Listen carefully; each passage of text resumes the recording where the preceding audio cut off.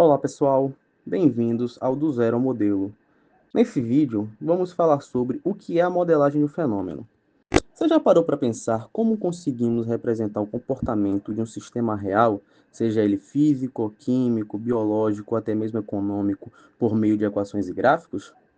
Pois é, isso é justamente o papel da modelagem. E ao longo desse vídeo, vamos entender o que são modelos, como eles são construídos e por que são tão importantes na análise e na compreensão de processos contínuos. A modelagem é uma ferramenta que permite enxergar além do que é visível. É como criar uma versão matemática da realidade para prever o que vai acontecer. Agora que nós já sabemos o que é a modelagem, precisamos entender o que são modelos. Modelos são ferramentas essenciais para entender e prever o comportamento de qualquer processo. Eles servem como representações simplificadas da realidade que nos ajudam a testar próteses, analisar o desempenho de sistema, tomar decisões de forma mais segura e eficiente. Na engenharia e nas ciências aplicadas, a modelagem é usada para antecipar resultados, reduzir custos e evitar falhas. Antes de construir um equipamento ou iniciar um processo, por exemplo, o engenheiro pode simular o comportamento do sistema usando um modelo matemático. Mas não existe apenas um tipo de modelo. Podemos classificá-los de várias formas.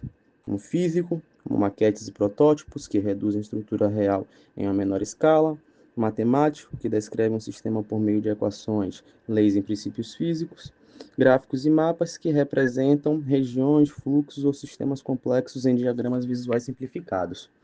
Cada tipo de modelo tem seu propósito, mas todos compartilham do mesmo objetivo, que é compreender e prever o comportamento de um fenômeno real. Mas afinal, qual é que deve ser o nível de precisão de um modelo? Essa é uma pergunta fundamental. Um modelo deve ser tão simples quanto possível, mas sem perder a capacidade de representar o comportamento real do sistema. A precisão depende de um equilíbrio entre o nível de detalhamento e o benefício que se espera da aplicação. Modelos muito simples podem ser fáceis de resolver, mas não reproduzem bem a realidade. Por outro modo, modelos bem detalhados podem exigir muito tempo, dados e poder computacional, tornando-os pouco práticos. Por isso, a modelagem é um processo iterativo e contínuo. Conforme obtemos novos dados e conhecimentos, o modelo pode e deve ser ajustado, refinado ou até substituído.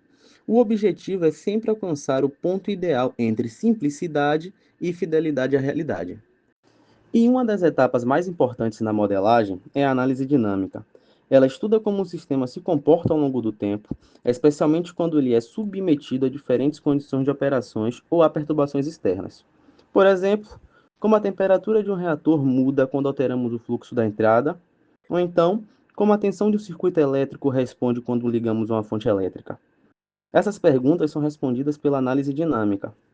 E essa análise dinâmica ela pode ser feita de duas maneiras: analiticamente, resolvendo as equações matemáticas e obtendo a solução exata, ou numericamente, através de simulações computacionais que aproximam o comportamento do sistema. Além disso, a análise dinâmica permite estudar a estabilidade, ou seja, verificar se o sistema tende a voltar ao equilíbrio após uma perturbação. Com isso, é possível entender não apenas como o sistema reage, mas também se ele é confiável. No exemplo, nós temos a análise dinâmica da tensão, VC, tensão de um capacitor, em relação ao tempo. Podemos constatar que ela sobe de forma exponencial e chega a um determinado tempo que ela se estabiliza, simbolizando que o capacitor já está totalmente carregado. Agora que nós já entendemos o que é modelo e o que é modelagem, podemos partir para as bases de formulação de um modelo. E o tipo de modelo que nós vamos trabalhar aqui no nosso curso será um modelo matemático. E quando nós falamos em construir um modelo matemático, existem duas principais abordagens: a abordagem teórica e a abordagem empírica. A abordagem teórica, também chamada de abordagem fenomenológica, que vai se basear nas leis fundamentais da física, como as leis de Newton, de Kirchhoff e as leis de conservação de massa, energia e momento. Nelas usamos o conhecimento sobre o comportamento dos fenômenos para derivar equações que representam o sistema. Por exemplo, podemos usar a segunda lei de Newton para modelar o movimento de um corpo, ou as leis de Kirchhoff para descrever um circuito elétrico. Já na abordagem empírica, o modelo é baseado em dados experimentais. Aqui, não nos preocupamos tanto com as causas físicas, mas sim em ajustar as curvas e relações matemáticas que representam os dados observados. São muito usados em situações em que o fenômeno é complexo ou mal compreendido, como em processos biológicos ou químicos de múltiplas reações.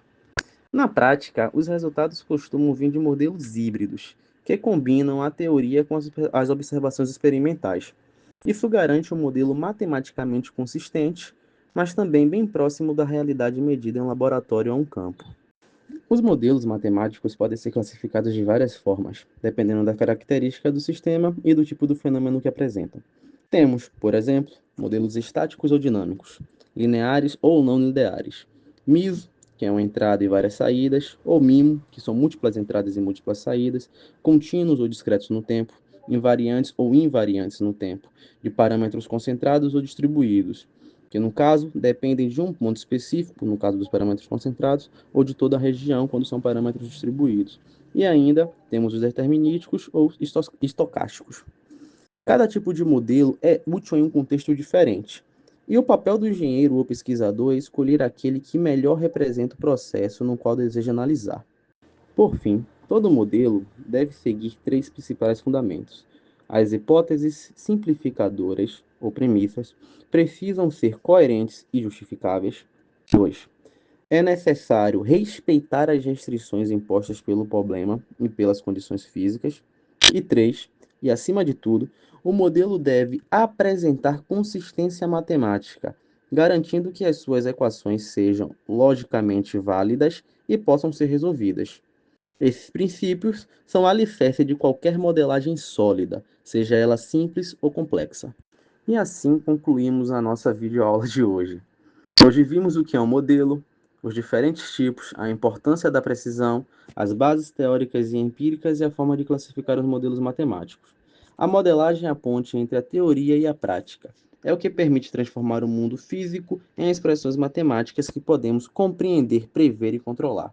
Nos próximos vídeos, vamos aplicar esses conceitos em exemplos práticos, mostrando como a teoria se transforma em resultados reais. Até lá, bons estudos!